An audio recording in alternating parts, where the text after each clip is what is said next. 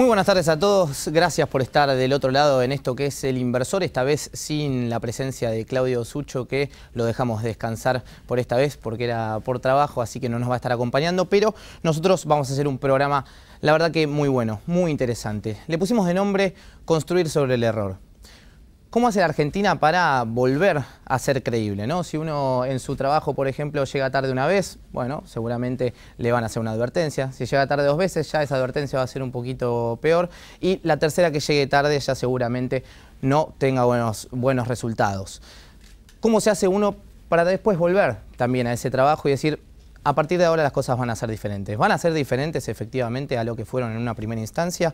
¿O finalmente todo va a seguir de la misma forma y vamos a volver a los mismos resultados de antes? De esto se va a tratar el programa de hoy. Venimos de un contexto bastante difícil, años muy complicados para la economía argentina, donde se han resuelto algunas cosas, otras cosas no se han logrado resolver e incluso se han profundizado algunos desequilibrios que la Argentina hoy tiene y viene atrayendo hace bastante tiempo también. ¿Cómo va a influir esto en el día de mañana también? ¿Cuán creíbles somos? ¿Qué significa lo que fue esta última corrida cambiaria? ¿Qué significan estas tasas de interés? ¿Por qué Argentina es tan vulnerable? ¿Por qué a otros países no les está pasando lo mismo y los mismos efectos y consecuencias que está sufriendo hoy la Argentina? Como vamos a hablar de construir sobre el error, justamente trajimos gente para construir de aquí en adelante. No tanto revisar el pasado, sino más bien analizar qué perspectiva podemos darle de acá en adelante. Vamos a ir el programa hoy en 2 bloques hablando con 3 economistas jóvenes, 3 economistas que tienen perspectiva y que trabajan en esto día a día para poder analizar y dar un marco teórico a lo que está sucediendo hoy en el país y hacia dónde está yendo el país. No solamente en los temas más coyunturales, quizás de dólar, de tasas, de cuánto va a ser la inflación o el último dato de junio, sino más bien hacia adelante. Productivamente, ¿hacia dónde estamos yendo? ¿Hay un desarrollo? ¿Tenemos un modelo de país claro hacia dónde vamos? Y también hacia dónde está yendo el mundo. Porque no todo está centrado de la misma forma. Argentina no entra al mismo contexto internacional que podría haber sido en 2015, como entra hoy en 2018 también. Para ello hemos invitado a 3 economistas, como les comentaba. En primer lugar, Martín Alfie, que es jefe de la consultora Radar, jefe economista de la consultora Radar. Después va a estar con nosotros Mala Ruiz Malek, que es economista de ITE, de la Fundación Germán Abdala. Y por último, Gabriel Selpo, que él es economista jefe también de la consultora Elipsis. Con los 3 vamos a hacer un análisis, 3 visiones diferentes para poder encauzarnos y nosotros quizás no quedarnos con respuestas, sino más bien quedarnos con dudas o cosas para analizar y algunos puntos para seguirlos de cerca en lo que resta del año e incluso en todo el año que viene, que seguramente sea un año también más bien movido. Les dejo las redes para que puedan comunicarse con nosotros y damos ya comienzo al programa, que tenemos mucho por hablar de aquí en adelante. Nos encuentran en Twitter, en Facebook y en Instagram como Equipo Ulat. Pueden también enviarnos un mail si tienen alguna consulta, equipo.ulat@gmail.com. Volver a ver todos nuestros programas, también que va a ser, ya prometo, muy interesante. Nos encuentran allí como El Inversor Oficial y también pueden leer nuestro newsletter www.elpuntodeequilibrio.com. Ahora sí, empezamos de esta manera.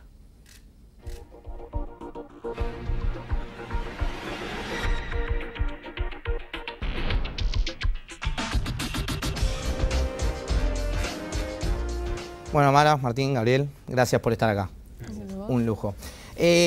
Bueno, vamos a empezar con la pregunta quizás más abarcativa de toda la charla. Y arranco con vos, Mara, también. ¿De dónde venimos y qué se han hecho en estos 2 años en materia más macroeconómica de ordenar desequilibrios? Había desequilibrios en 2015 y se intentó un camino un poco ecléctico, me parece, para ordenarlos. Los problemas cambiarios, veníamos de restricciones a la compra de dólares, veníamos con una escasez evidente de dólares, con un tipo de cambio que no había acompañado a la inflación y entonces se había abaratado mucho. El gobierno decidió liberalizar por completo el mercado de cambios. Digo, no solamente volver las medidas que el kirchnerismo había tomado en los últimos 2 años de no permitir la compra o permitirla hasta un límite con ahorristas, sino que liberalizarlo por completo. Digo, por ejemplo, quitar las restricciones de compras mayores a 5 millones de dólares, lo que a su vez desarmó todo el control y la vigilancia cambiaria que uno tenía en el sentido de saber quién se llevaba los dólares, para qué, ahora solamente hay que presentar una declaración jurada y no importa si vos necesitas los dólares para importar, para pagar una deuda o para llevártelos a tu casa.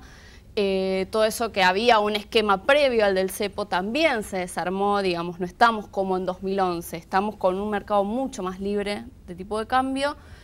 Se avanzó en quitar los subsidios, que se consideraba un peso muy grande, porque se consideraba que el déficit fiscal era un gran problema y era lo que estaba detrás de la inflación, que también era alta en comparación a quizás otros países de América Latina, no alta en la comparación histórica de Argentina. Claro. 25%, 39% no es la mayor inflación que hemos tenido, pero es cierto que otros países no tenían esos niveles de inflación. Y el déficit fiscal era visto como el gran demonio que explicaba por qué había elevados niveles de inflación. Entonces se decidió atacar vía reducción de subsidios, pero al mismo tiempo se hicieron otras medidas contradictorias. Digo, si uno quiere atacar el déficit fiscal, bajar los impuestos no siempre es beneficioso. En la medida que el éxito de esa política depende de que la oferta responda y efectivamente con menos impuestos se produzca más, se genere más empleo. Eso no terminó de suceder. Digo, el campo respondió bien, con una mayor cosecha, con más trigo, con más soja, pero también el campo depende de otras condiciones climáticas. El campo también respondió a la evaluación del tipo de cambio. Y después el resto de los sectores, yo minería, pero digo, no fue lo suficiente para apuntalar la pérdida de recaudación que te traía bajar los impuestos. Y al mismo tiempo hiciste un montón de concesiones, digo, impuesto a las ganancias para cuarta categoría y para empresas, un montón de concesiones a las provincias con la devolución del 15%. Digo, al final lo que ahorraste por un lado lo gastabas por otro o lo dejabas de recaudar por otro y el déficit fiscal no se modificó mucho. En 2016 la verdad que prácticamente no se modificó y sobre todo como no se modificó y vos decidiste dejar de financiarte con el Banco Central, empezaste a financiarte con el sector privado, extranjero y local y eso te genera una carga de intereses más alta. Entonces, en última instancia, al final del 2016 y al final del 2017 vos necesitabas más dinero porque tenías además más gasto en intereses. Entonces, como que hubo un par de medidas ahí contradictorias que no terminaban de resolver los problemas quizás macro. No se resolvieron los problemas de déficit, no hubo una reforma fiscal o una reforma del gasto que vos digas, bueno, voy a dejar de recaudar acá, pero voy a intentar recaudar por acá, voy a, no sé, cobrar, no voy a hacer el impuesto a las ganancias, pero voy a, no sé, bajar el IVA. Digo, no hubo una reconfiguración profunda, hubo como concesiones aisladas. Y en el punto de vista de cambio, una apertura completa, que para mí fue exagerada. ¿Por qué? Porque te permitió financiarte con capitales especulativos estos 2 años, mantener un nivel de importaciones, un nivel de uso de dólares, de turismo elevado, hasta que... ¿Hubieras mantenido el cepo? No hubiese mantenido el cepo, pero primero lo hubiese desarmado mucho más lento y no lo hubiese desarmado por completo. Digo, ciertas restricciones, ciertos controles de capitales me parece que para una economía como Argentina, tan bimonetaria, con tanta histeria por el dólar, son necesarios. No lo digo yo, digo, hay un paper del fondo que te dice liberalizar por completo, no siempre y no en todo lugar, es lo mejor. Digo, a veces que tener cierto dominio y cierta visión sobre qué es lo que está pasando, de dónde, cómo entran los dólares y a dónde se van, quién los entra, y por qué los entra y para qué se usan, me parece que es una información útil que vos tenés que tener regulada y me parece que quizás no permitir que se compren, no sé, 5 millones de dólares solamente para ahorro, bueno, puede ser una restricción que la Argentina puede decir la impongo porque sé que soy una economía subdesarrollada que necesita dólares para crecer en la transición a transformarme algún día, si hacemos las políticas correctas, en una economía desarrollada que ya no dependa quizás de los humores externos para poder financiar su día a día. ¿No? Entonces yo no hubiese dejado el cepo, pero no hubiese hecho esta apertura tan profunda, digo, hubiese mantenido encajes a los capitales de golondrina y que en cualquier instancia no vengan tantos, no me parece malo. Hubiese quizás mantenido los plazos de liquidación de exportaciones del agro, porque además ya se le habían hecho muchas concesiones, se bajaron retenciones, se evaluó fuerte. Hubiese quizás mantenido ciertos límites para la compra-venta de dólares y hubiese quizás mantenido algunas herramientas de administración del comercio, de eso Martín seguro puede hablar mejor, que sabe más de la parte sectorial, pero quizás tener una mayor visión de utilizar los dólares en lo que más lo necesito, teniendo alguna idea de desarrollo de país detrás, ¿no? Claro, exactamente. ¿Alguno para...?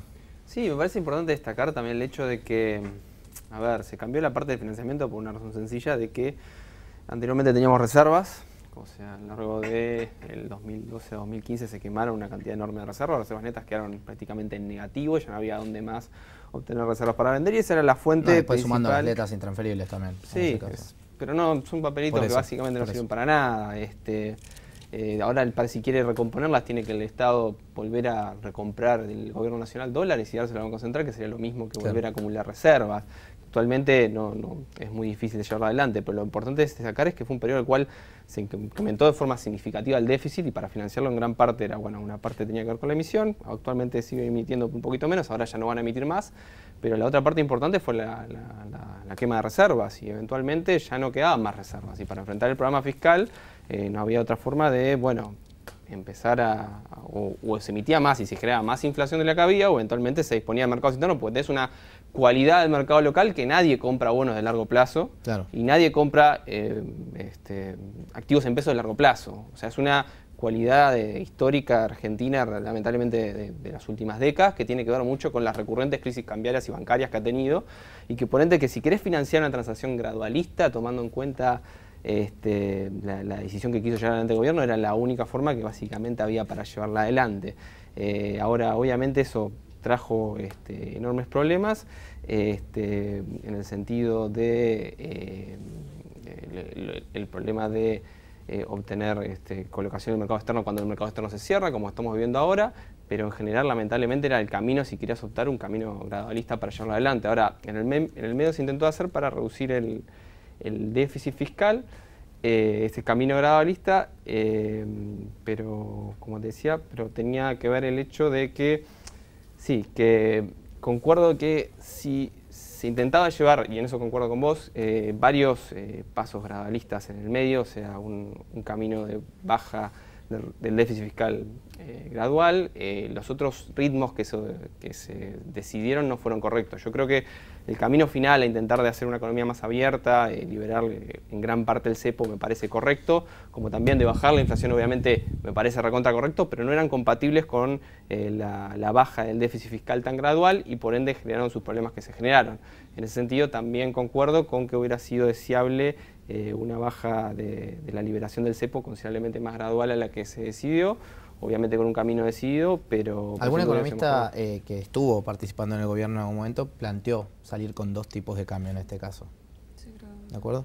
Sí, no sé, a ver, en líneas generales me parece que la administración de la cuenta capital implica una diferenciación del tipo de cambio, puede ser, pero me parece que los controles, como comentaba Mara anteriormente, como son los encajes o la estadía mínima, no necesariamente implican un tipo de cambio diferenciado, sino simplemente desalentar la entrada de esos capitales que sabés que en la primera de cambio se te van, como sucedió en los últimos meses, y te generan más volatilidad. Y ahí te repregunto, porque Argentina efectivamente tiene déficit. Después podemos discutir por qué, si bajan impuestos o lo que fuere, pero tiene un déficit que financiar de alguna manera.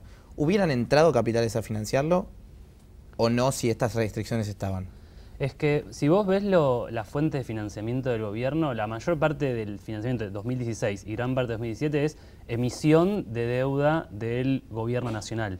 Después, a partir de 2017 empiezan a entrar estos capitales golondrina, que creo que los tres acá coincidimos que en un proceso de estabilización como que le vivía Argentina, no sumaban, sino que restaban porque daban más volatilidad. Sí. Entonces, obviamente son contrafácticos, uno no puede terminar de decir, mira, si no hacías esto, no tenías forma de financiar, pero sí me parece que hubo poca prudencia ahí. Y otra cosa que creo que se podría haber hecho, y que un poco decía Gabriel recién, es intentar de alguna manera desarrollar más el mercado local, hacer más de market maker, de que el Estado tenga un rol más activo, no recostarse tanto en el financiamiento externo, sino de alguna manera ir generando que haya un mercado local. Eso es algo de muy largo plazo, no es de un día para otro, pero me parece que el gobierno se confió en que el financiamiento externo iba a estar abierto por un periodo más largo y no hizo, si se quiere, algunas medidas necesarias para darle más profundidad al mercado local que sí eran necesarias. ¿Y no podés tener un efecto de crowding out ahí, por ejemplo? Sí, a ver, el crédito sobre PBI en Argentina es muy bajo, por lo tanto el desplazamiento del sector privado, digamos, hay poco para desplazar, es un mal que en ese sentido no pesa tanto. Claro. Sí, todas las decisiones tienen su trade-off, pero si vos me decís más volatilidad internacional y que el dólar pueda moverse como se movió, o un poco más de tasa local y que capaz haya un poquito menos de financiamiento para el sector productivo, creo que me quedo con el segundo problema. Pero desde ya, son contrafácticos y es difícil decir Seguro. y analizarlo así también con el diario del lunes, a veces es más fácil que en el medio de la tormenta. Mara, ¿fue una decisión apresurada la llegada del FMI? Fue una decisión inesperada. ¿Inesperada? Por lo menos, no sé qué opinan ustedes, pero Bueno, para mí fue después, inesperado igual. porque la verdad que la situación no parecía tan grave. Digamos, Argentina tiene ahora muchas más reservas que la tenía a fines del 2015, del 2014, 2013. Digo, Argentina tiene un respaldo importante para hacerle frente a una corrida cambiaria. De hecho, se habla mucho de que el mundo se dio vuelta, etcétera, pero el resto de los países de Latinoamérica devaluaron, pero no de esta manera. Sí. Perdieron reservas, pero no de esta manera. Digo, acá hubo un manejo que quizás no fue el más contundente, no fue el mejor, y creo que tiene mucho que ver con que no sabemos hacia dónde va. Digo, salieron a defender un tipo de cambio a 22, después no lo defendieron más, salieron a defender un tipo de cambio a 25, no lo defendieron más. Eso genera mucha incertidumbre, que la corrida fue más grave de lo que pudo haber sido si los instrumentos que Argentina tenía a mano, digo, básicamente un montón de reservas, se utilizaban de una manera más firme y con un mensaje más claro de hacia dónde se quería ir. Digo, los bancos centrales del mundo, no sé, Chile, México, otros bancos centrales que tienen metas de inflación, dicen, cuando intervienen el tipo de cambio, porque lo hacen, dicen, voy a intervenir de esta manera, así, así. Generalmente el mercado les cree porque se ponen firmes y intervienen de esa manera. Así, Ahora ahí no así. se podrían haber Acá perdido no. más reservas, por ejemplo. ¿Crees Yo que el creo- efecto no hubiera sido Creo peor? que cuando, por ejemplo, cuando el Banco Central dijo que iba a mandar mucho dinero a 25 pesos, el tipo de Sí. cambio ahí se frenó. Y cuando se retiró esa medida, volvió a subir. Es decir, yo creo que el mercado en ese momento le creyó al Banco Central y el Banco Central volvió a echarse atrás. Claro. Fueron movimientos raros, entonces yo creo que no estaba justificado, no era necesario ir al fondo, no era necesario. Caputo había dicho a principio de año que no iba a recurrir más al mercado internacional porque tenía ya el financiamiento necesario para cerrar el año. Yo no termino de entender muy bien cuál es la necesidad financiera en términos de déficit fiscal que tenía la Argentina, que le obligó a ir al fondo, y en términos de dólares, Argentina está recostado en una cantidad de reservas que me parece razonable para manejar una corrida cambiaria, que no significa clavar el tipo de cambio 2 años, sino mantenerlo en algún nivel que a vos te resulte cómodo y quizás después dejarlo ir un poquito para que acompañe la inflación. Eso me parece que Argentina podía hacerlo. Entonces, ¿por qué fue al fondo? La verdad que para mí es una duda y no sé si no tiene que ver con que hay problemas estructurales detrás que te dicen que los mercados no te van a prestar eternamente porque vos tenés un déficit de cuenta corriente muy alto, porque vos no has logrado tampoco bajar significativamente el déficit fiscal y quizás a mí no me importa, pero los mercados sí. Entonces quizás ahí el gobierno quería avanzar, pienso yo, en medidas quizás menos simpáticas socialmente y de acuerdo con el fondo de alguna manera de un marco también político a profundizar el ajuste fiscal. Si no es por eso, la verdad es que no se me ocurre bien por qué. A ver,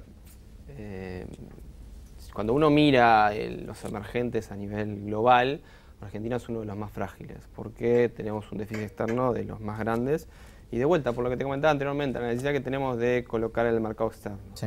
Si bien la cantidad de dólares de las colocaciones que hizo el gobierno le basta para completar su programa financiero, a ver, el problema es que si se cierran los mercados locales, nadie puede tomar deuda. O sea, las empresas tampoco pueden salir a exterior. Si el soberano no puede salir, las empresas cuasi soberanas, o sea, mejor dicho, las soberanas nacionales, empresas privadas que tienen siempre una prima de riesgo bastante cercana a la nacional, claro, tampoco pueden colocar. Y eso es una importante fuente de dólares que llegaba y era muy cuantiosa en su momento. Y eso tengamos en cuenta que el gobierno del año pasado acumuló reservas con un déficit también de cuenta corriente muy grande, quizás un poquito superior al que va a terminar en este año. Y eso también tenía que ver porque en general la economía tenía cierta confianza, podía hacer los mercados y conseguir esos dólares. Cuando no tenés esos dólares, bueno, por sí solo, por más que tengas los dólares financieros para cerrar la parte de las cuentas de gobierno, cuando ves todas las necesidades que tenés de dólares, no te cierra la cuenta.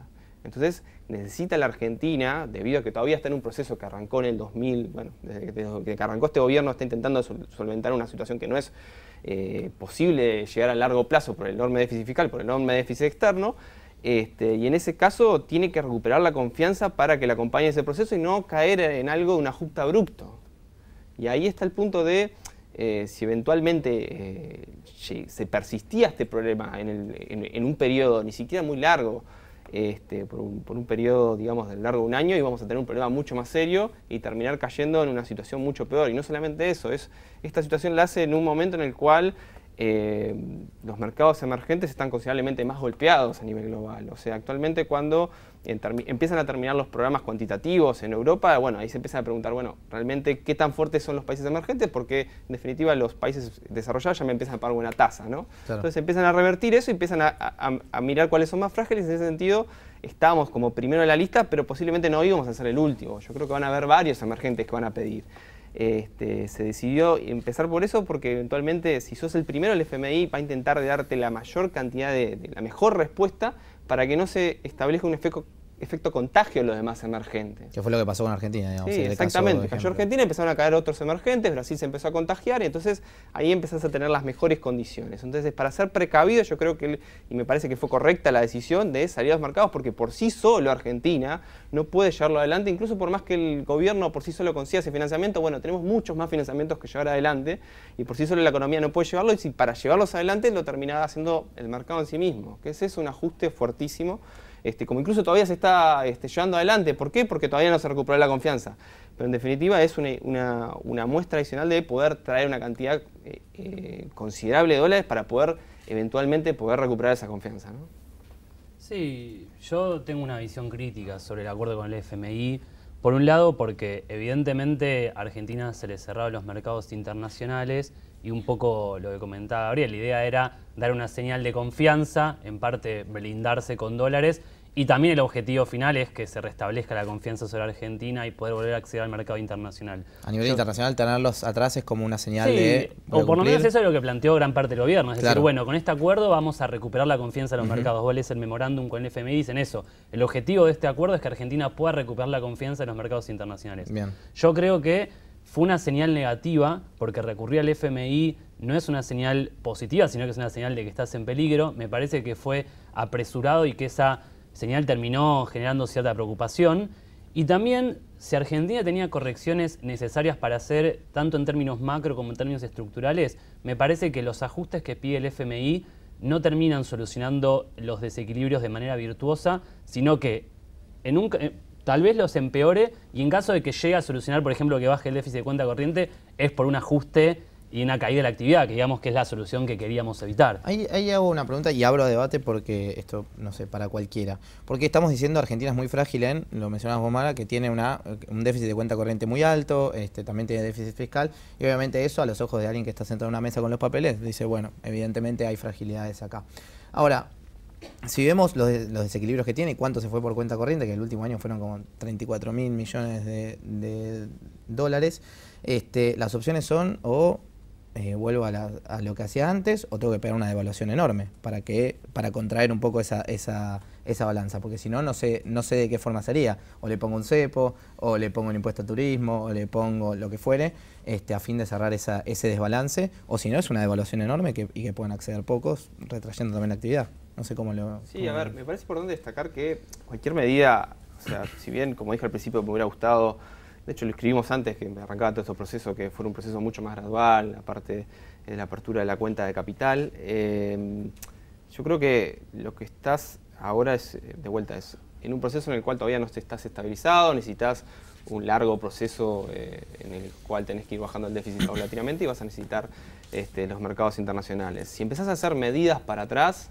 yo creo que eso es una muy mala señal en torno al recorrido y eso puede traer o alejar incluso mucho más la confianza que estás intentando buscar y eso para mí sería una pésima solución. Yo creo que lamentablemente ahora la solución es un poco intentar de restablecer la confianza en los mercados mostrando un plan sólido y eventualmente cuando el clima global eventualmente se calme y mostrar que estás avanzando con ese plan, restablezca efectivamente la confianza en los mercados y poder seguir con un plan gradualista sin hacerlo mucho más de shock como requeriría si no traes esa confianza.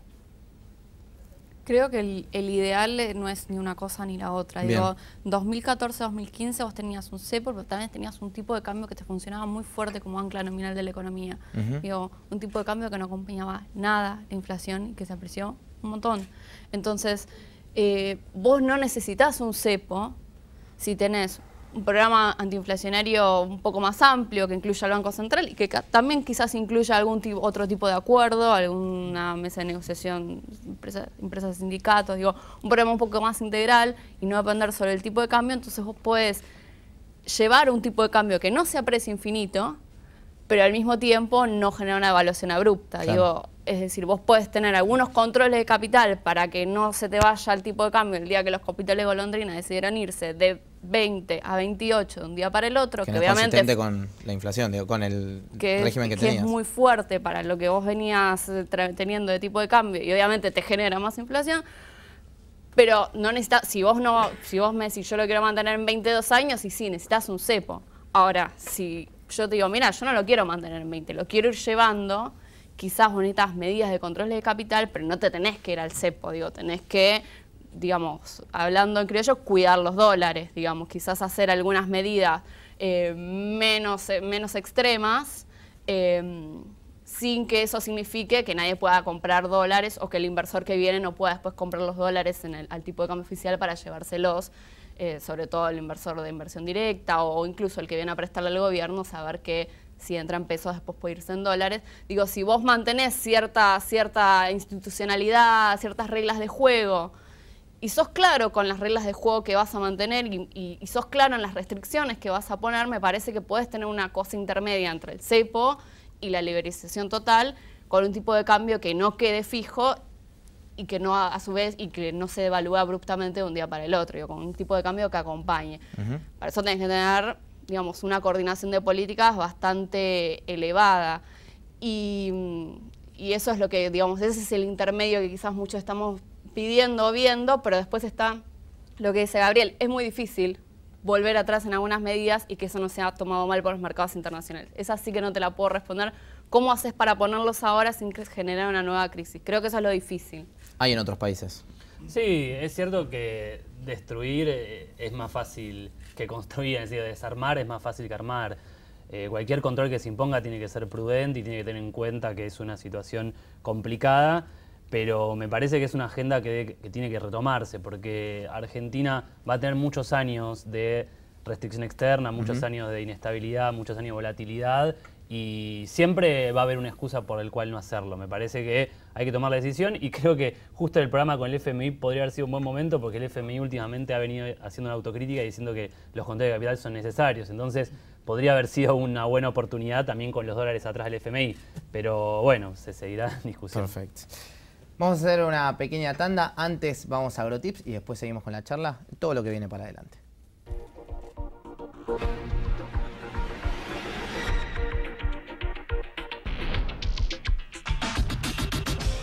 Hola, ¿qué tal? Bienvenidos a Agrotips en el Inversor. Seguimos viviendo la pasión por esta Copa del Mundo Rusia 2018. Hoy les quiero hablar de los campeones del mundo, cómo tienen relación en lo que hace al desarrollo de la producción de alimentos los principales 8 campeones del mundo que dio esta Copa del Mundo en sus 20 ediciones. Estamos hablando de Brasil, de Alemania, de Italia, de la Argentina, de Uruguay, de España, de Francia y también estamos hablando de Inglaterra. Les vamos a mostrar ahora una placa los primeros 4 campeones aquí en el Inversor, en Agrotips. Y hablamos de Brasil, que ganó 5 Copas del Mundo, 58, 62, 70, 94 y 2002. Es el primer productor y exportador de carne bovina, el segundo exportador de harina y soja, de aceite de soja, y el segundo productor de poroto de soja. Y también es el segundo productor y exportador de maíz. Hablamos de Alemania, que tiene 4 Copas del Mundo, 54, 74, 90 y la última, la reciente, en Brasil 2014. Segundo productor y segundo exportador de trigo, muy importante en la Unión Europea, y el tercer productor de maíz. Italia, que tiene también 4 Copas del Mundo, 34, 38, 82 y 2006. Es el 10º productor y exportador de trigo, muy importante también en la Unión Europea, y es un líder indiscutido en lo que es la industria de la alimentación, especialmente en lo que hace a la fabricación de pastes. Y ahora vemos a la Argentina, que tiene 2 Copas del Mundo, como todos sabemos, 78 aquí en nuestro país, y el 86 con Maradona allí en México. Es el primer exportador y de harina, de soja y también de aceite. Somos el tercer productor y exportador de poroto de soja y el tercer productor y exportador de maíz. Además, el sexto productor y séptimo exportador de trigo, y por supuesto volvimos a posicionarnos en lo que hace al top 10 de exportadores de carne. Estábamos por debajo de ese top 10 después de las malas políticas que había aplicado el gobierno anterior, y hoy volvimos a estar en el séptimo lugar, lejos todavía de aquellas casi 700.000 toneladas que exportamos en el 2015. Vemos ahora los otros 4 campeones del mundo y su relación con el sector agroindustrial. Uruguay, que ganó 2 campeonatos, 30 y 50, es el octavo exportador de carne bovina y octavo productor de poroto de soja. Inglaterra, que ganó una copa en su país en el 66, es el noveno exportador de carne bovina, muy importante, junto a Irlanda. Y también es un líder en el desarrollo de la industria alimenticia. Francia, que ganó también de local en el 98, es un importante productor y exportador de trigo, el segundo a nivel mundial y el tercer productor de maíz. Y por último, compartimos lo que significa España en materia agroindustrial. Está entre los 10 principales productores de trigo y de cebada del mundo, muy importante en la región del Mediterráneo, y también obviamente su desarrollo en lo que hace a la industria alimenticia es realmente muy significativo. Por eso, estas coincidencias increíbles, claro, entre lo que han hecho en materia futbolística, han alcanzado la gloria en este aspecto. Estos 8 campeones también son potencias en lo que hace a la producción agropecuaria y agroindustrial a nivel global. Hasta aquí llegamos con AgroTips, nos reencontramos la próxima, pausa breve, enseguida volvemos con El Inversor. Auspició este espacio. Somos San Miguel, una empresa argentina multinacional, líder en la industria de los cítricos. Somos experiencia e innovación. En Argentina, Uruguay, Perú y Sudáfrica, elaboramos productos de primera calidad, trabajando en armonía con el medio ambiente y con nuestra comunidad. Solo hay algo que me gusta más que manejar al amanecer, y es poder manejar los tiempos comerciales de mis granos. Imagina poder crecer sin límites. IPESA Silo. Si lo imaginamos, podemos.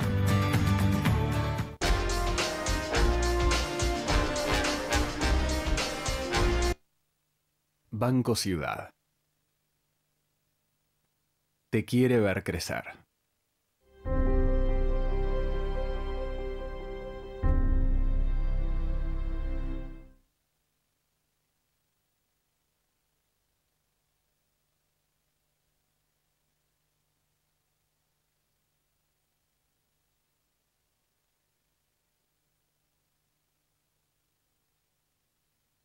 Imaginemos este escenario. Sos dueño de una casa pero querés mudarte a otra más grande. Salís a ver casas y ves una que te vuelve loco, loco, loco. Esta casa me vuelve loco, loco, loco. Pero hay un detalle. Hasta ahora no podías comprarla sin primero vender la tuya.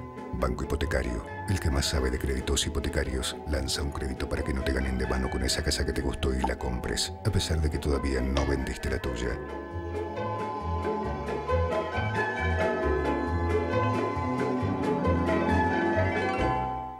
La educación es el eje principal de las acciones de responsabilidad social corporativa de Santander Río. A través de su programa Universidades, el banco apoya a la educación superior pública y privada.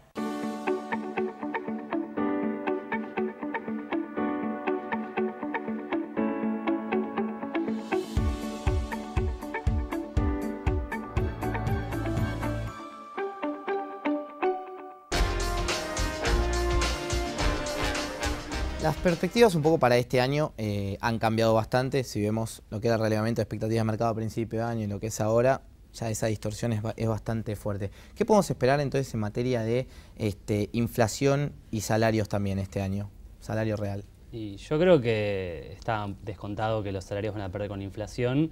La verdad que la discusión ahora está si hay reapertura de paritarias, qué alcance tiene y cuánto eso va a servir para poder atemperar un poco la caída, porque la aceleración inflacionaria ya se está sintiendo. Digo, junio es un mes en el que va a dar por arriba del 3 muy probablemente, y los próximos meses también el impacto del nuevo salto del tipo de cambio. Entonces va a haber una caída del salario real, y yo creo que la discusión va a estar más que nada en cuál es el espacio que tiene para 2019 de haber cierta recuperación del salario real, porque ahí también empieza a entrar la perspectiva electoral. Y juega también el tipo de cambio, la capacidad de atrasar o no que tenga el gobierno en el marco del acuerdo con el FMI. Ahí te voy a hacer una pregunta. ¿Por qué, o se la hago a cualquiera también, ¿Por qué el gobierno tiene como fijado una meta que pierde contra la inflación? Digo, ¿es algo que es redituable en algún punto? ¿Le sirve a nivel macroeconómico?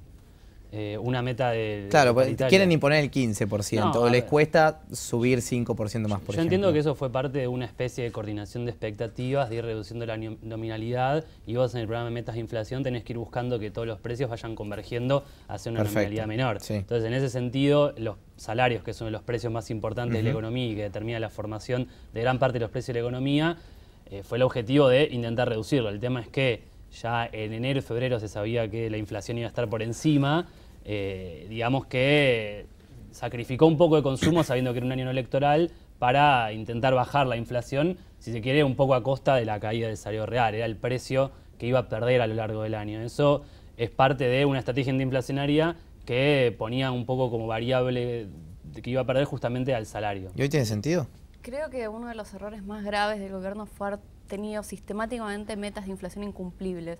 Tiene una oportunidad enorme el gobierno de encauzar la discusión, de encauzar las expectativas, lanzó un índice de precios nuevos, puso metas de inflación. Era un gran momento para que Argentina se pusiera en el camino de bajar la inflación. Y más allá de que yo pueda coincidir o no con algunas herramientas, creo que tener una meta y decir, bueno, creo que mi inflación va a ser 20, voy a utilizar mis herramientas para que sea 20, es súper importante para llegar a ese 20. Pero cuando uno pone una meta que es obviamente incumplible, empieza a pasar lo que te pasaba, digamos, en el kirchnerismo. Como vos no tenés un número del cual agarrarte, la puja distributiva entra en su máxima expresión. Los trabajadores van a pedir todo lo que puedan, los empresarios van a intentar evitar el conflicto y van a darlo en la medida que puedan trasladarlo a precios. Este año no tenemos meta de inflación, otra vez. ¿Hay o no una meta encubierta? Porque el FMI pone un techo. Hay una meta del 27 para este año, pero lo cierto es que ya de principio se ve muy difícil de poder cumplir, lamentablemente, luego de los recientes eventos cambiarios. Luego ha salido incluso el artículo del FMI. Rápidamente siguió un poco el efecto cambiario y de vuelta quedaron bastante retrasados. Igual en gran parte el final de este año de la inflación va a depender en cuán exitosos sean de poder patear el último ajuste de tarifas en la última parte del año, que puede ser muy significativo. El gobierno está poniendo mucho énfasis porque quiere llegar a diciembre relativamente tranquilo. Todo gobierno quiere llegar sabiendo lo que es diciembre y ha sido históricamente. Y ahí yo creo que los salarios recién ahí van a poder tener algún respiro en términos de inflación, no en el promedio del año. Yo creo que en el promedio del año van a estar perdiendo los privados del orden del 3%, 2%, dependiendo cómo terminen de cerrar, pero va a estar por esa magnitud. A final de año yo creo que van a estar relativamente empatados. Quizás es importante notar que dentro de la composición del sector total del asalariado en general, la parte pública va a estar mucho peor, perdiendo más del 5 o 6%. El privado va a estar un poquito menor, pero en definitiva va a ser una situación así, y en menor medida, quizás para ver todo el ingreso disponible, jubilaciones y pensionados y asignaciones va a estar relativamente empatado, un poquito por debajo de la inflación, pero relativamente empatado. Esa yo creo que va a ser el panorama general de los ingresos disponibles durante el 2018. ¿Algo para acotar? No, sí. Vamos por la misma línea, entonces creo que en eso coincidimos también. Las metas de inflación se van a auditar, pero esto también complica los fondos que puedan llegar a llegar. No, yo creo que, a ver, como fondo, el principal requerimiento que siempre pedís es que te devuelvan la plata, poner en algo que eventualmente pueda tener un rédito. Ahí es la dificultad de empezar a poner algún control de capitales, porque puedes entrar esa cuestión de que eventualmente no puedas, que eventualmente te vuelvan a repagar, que eventualmente te llegue a pasar, ¿no? Pero yo creo que puede ser un efecto negativo que te puede llegar a pasar. Pero, a ver, con la inflación yo no creo que sea, dentro de todos los problemas que tenemos, y como ha pasado a lo largo de este gobierno, me parece que es quizás el menos, por así decirlo, importante, debido a que si no reducimos el déficit fiscal de forma considerable y si no crecemos, este programa en general no cierra. Entonces me parece que normalmente se ha concentrado en esos dos, y relativamente los inversores entienden ese efecto. Obviamente que si la inversión se dispara a 40% no tiene sentido, pero yo creo que si va disminuyendo, pero relativamente en línea con 5 puntos más de lo que esperan, creo que no va a ser un gran problema para el tema de los inversores, ya que están mucho más pendientes de si eventualmente fiscalmente termina de cerrar, ¿no? ¿Y son objetivos que pueden ir de la mano? ¿Bajar el déficit, crecer y además estar controlando la inflación? Creo que hay bastantes dilemas, más que nada en lo que es el nivel de ajuste que pide el FMI, que implica una aceleración de la reducción del gasto muy importante, sobre todo lo que es obra pública. Claro. Y eso en materia de actividad, bueno, en 2017 fue un gran impulso para poner de nuevo la economía en marcha. Y me parece que de cara a 2019 no tener esa pata para impulsar la economía va un poco en contradicción con el objetivo de crecer. Y bueno, el gobierno está buscando reemplazarlo, por ejemplo, con los PPP, que también ahora están un poco limitados por la cuestión fiscal, aunque tiene más margen por eso. Pero si no hay una estabilidad financiera, es difícil que las empresas puedan presentarse, porque al fin y al cabo necesitan el financiamiento para invertir en Argentina. Bueno, la primera licitación fue buena, pero fue todo previo a esto. Entonces, claro. Creo que ahora está un poco atado de manos el gobierno con el acuerdo del FMI para, si se quiere, retomar ese camino que era el de ir licuando el déficit fiscal con crecimiento, ir licuando el déficit de cuenta corriente, ahí un poco menos, pero también con el crecimiento, y que hoy el acuerdo con el FMI te lo limita. Yo no veo una economía en 2019 muy pujante y creo que eso tiene que ver tanto con la reducción del gasto público como en esta decisión de dejar flotar el tipo de cambio, que puede traer ciertos problemas también. Tocábamos el tema de tarifas, lo mencionaste vos, Gaby, particularmente, y hoy justamente estamos en un proceso en el cual acabamos de cambiar de ministro de Energía también, donde en Vaca Muerta, uno de los mayores yacimientos que hay, ya hay un costo hundido importante. Entonces si hay algo que quizás es criticable de la gestión anterior, es como la matriz energética también se ha profundizado bastante ese déficit. ¿Es posible ahora frenar este entendimiento que tenían con las empresas de ya los contratos van a ser así, asá, inviertan porque van a ser así? Porque frenarlos también puede ser una distorsión en cuánto es lo que se puede producir. Por supuesto, va a ser un problema porque el gobierno encaró una solución al problema energético vía darle mayores certezas, vía liberalizar precios, vía asegurar cierta rentabilidad para estas empresas, y ahora les vas a decir, bueno, pero ahora no, por un rato claro, no. Eso voy. La verdad es que no sé cómo van a salir de este brete, y creo que de nuevo fue un error de diagnóstico no tener en cuenta que tener un tipo de cambio flexible, que tener unas tarifas quizás más relacionadas con el dólar, son un problema si vos un día te quedas sin dólares y el tipo de cambio se te va, son un problema a la hora de reducir tu déficit fiscal si finalmente decidís cubrirlo con subsidios, o son un problema a nivel inflación si dejas que después las empresas suban los precios, o son un problema a nivel inversión futura si vos le cambiás los contratos a menos de 2 años o 2 años y pico de haber acordado un nuevo patrón, un nuevo esquema de juego. La verdad que se han metido en un brete del cual no sé cómo van a salir. Es claro que va a ser muy fuerte el impulso a la inflación si vuelven a subir las tarifas,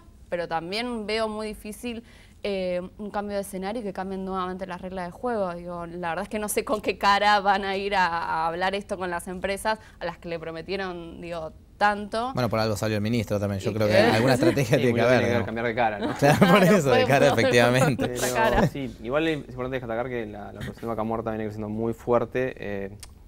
Completamente tendría que haber establecido una regla de juego mucho más clara.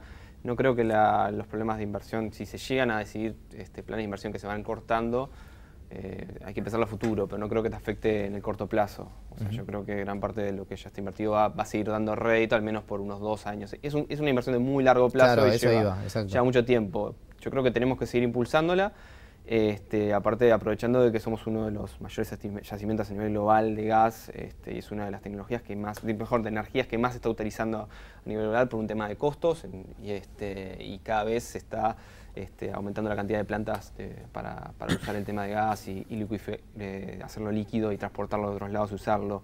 Pero si va a tener un efecto eso, yo creo que va a ser en el corto plazo, pero sería bueno de que eventualmente establezcan realmente un plan a largo plazo, porque es un desarrollo a largo plazo, si no dentro de 5 años vamos a tener el mismo problema de que de vuelta no tenemos energía. Claro. Así que me parece súper importante eso también. Pero eso es el problema también de haber quizás liberalizado tanto. La política de hidrocarburos del gobierno anterior no fue muy buena, pero en los últimos 2 años, 2 o 3 años había habido un cambio. El plan gas funcionó, Vaca Muerta ya había empezado a producir en 2015, había habido algunas cosas que incluso este gobierno mantuvo. Quizás no era necesario dar tanto, quizás no era necesario prometer tanto para mejorar la performance argentina, y sin embargo, queriendo ser más papistas que el Papa, te encontrás con estos problemas. El día que este cambio en la matriz macroeconómica, el problema lo tiene el gobierno. Ahí tocamos dos puntos. Primero, ahora hablando de la matriz energética, y también vos mencionabas antes el campo y los beneficios que se le dieron para que crezca la producción, que de hecho fue algo que en 2017 se vio claro y este año por la sequía no sucedió. Pero, ¿tiene claro el gobierno qué modelo de país quiere? Mira, yo creo que el gobierno asumió con un discurso que era, por un parte, ser el supermercado del mundo, que era como la etapa superior del granero del mundo. Esto implica industrializar y darle mayor valor agregado a los recursos naturales. Y después otros sectores como los servicios basados en conocimiento, es decir, software, producción audiovisual, etcétera, y turismo, que eso, si querés, te solucionaba el tema de empleo. Por un lado, empleo de calidad que te generaban los servicios basados en conocimiento, y por otro lado, el empleo federal que te genera el turismo. El tema es que cuando vos ves las políticas que se llevaron adelante para impulsar este programa, este modelo de desarrollo, hay muchas contradicciones. Te doy un ejemplo en ser el supermercado del mundo y en agregarle valor. Vos recortaste presupuesto en todos los organismos que le agregan tecnología, por ejemplo el INTA, mismo el INTI y todo lo que es el CONICET, que le agregan tecnología y que pueden potenciar lo que es la producción del agro y generar que no solo se exporte materia prima, sino que se exporte conocimiento junto al agro. Entonces, si vos querés agregarle valor y al mismo tiempo recortás tu sistema científico, estás en contradicción. Entonces, yo creo que, por ejemplo, en lo que es la cuestión tecnológica, científica, que es donde el gobierno decía, bueno, tenemos que hacer una revolución tecnológica, apostar al conocimiento, en eso hubo claramente errores. Y después una visión con respecto a la industria manufacturera, en el cual se avanzó una apertura comercial que fue, a mi entender, más rápida de lo que debería haber sido y que generó un fuerte cierre de muchas industrias, muchos despidos en la industria manufacturera, que no son reabsorbidos por sectores de los mismos niveles de salarios, sino que, por ejemplo, con construcción o con otros empleos que pagan peor. Entonces, creo que hubo varios errores con la estrategia productiva y que también hubo subestimación de ciertos impactos, por ejemplo, en lo que fue la industria. Sí, puede ser que hayan tenido ciertas fallas en el tema de modelo a seguir y estrategias a seguir. Coincido que tuviste problemas claramente en la apertura discriminada, particularmente se olvidaron de problemas regionales que puedes tener en distritos que la están pasando realmente muy mal, que eran cordones industriales que después dejaron de serlos. Yo creo que eso es un problema no tanto a nivel país, porque a nivel país se puede generar grandes oportunidades con el agro con otros lados, pero realmente es muy difícil de compensarlo a lo largo de todo el país, ¿no? Pero más allá de eso, creo que el gran problema que tiene el gobierno es que tiene muchos problemas y muy grandes a encarar y es muy difícil de poder encarar un programa sostenible en distintas otras medidas. No creo que justificarlo, pero sin duda creo que hoy en día se dirime el plan de gobierno no es el desarrollo y en sí, creo yo, sino intentar evitar una fuerte crisis que la tenés cuando estás viendo que el déficit fiscal es del orden del 6% y el déficit de cuenta corriente es del orden del 6%, también, del orden del 4 ahora, 4,4%, pero en definitiva sigue siendo muy grande. Y ahí es muy difícil de poder manejarlo. Si querés incluirle, tenías atraso de precios relativos, si querés incluirles, tenías una pésima infraestructura, teníamos un set de enormes de problemas que es muy difícil de poder gobernar en ese sentido y me parece que lo más importante que tenía para evitar, y a eso le puedes agregar incluso una economía estancada hace casi 6 años ya estamos hablando, ¿no? Ha tenido cierta respuesta del sector privado de algunos lugares, pero realmente le está costando mucho. Entonces yo creo que quizás el mayor desafío que está enfrentando, más allá del modelo económico, se puede empezar a avanzar con algo, es sin duda poder arreglar esta situación que es muy crítica y es muy difícil de poder gobernar o desarrollar cualquier programa a largo plazo cuando todavía esto no está del todo resuelto, ¿no? Bueno, pero igual es un poco el huevo a la gallina, porque si no te desarrollás, si no generás valor, eventualmente siempre vas a estar en crisis. Entonces yo creo que vos tenés que tener un programa, digamos, de corto, de manejo, de estabilidad, de tipo de cambio, de inflación, pero no podés nunca delegar a largo plazo el programa de desarrollo económico, porque si no siempre vas a estar en crisis, digo, porque la estructura productiva argentina te lleva a la crisis, digo, incluso más allá de las medidas que se hagan. Y ahí creo que yo estoy de acuerdo que muchas veces uno dice esto, pero después el gobierno está ahí, la tiene que jugar y muchas veces se prioriza lo urgente antes que lo importante. Pero igual yo creo que hay una diferencia que tengo yo, que tenemos en ITE con este gobierno, que es la idea de que el desarrollo de esta idea del emprendedor y de la estabilidad y de las reglas de juego clara y del Estado pequeño y retirado como un garante del desarrollo y que va a permitir que el capital privado, digamos, haga sus inversiones, genere valor, invente cosas nuevas.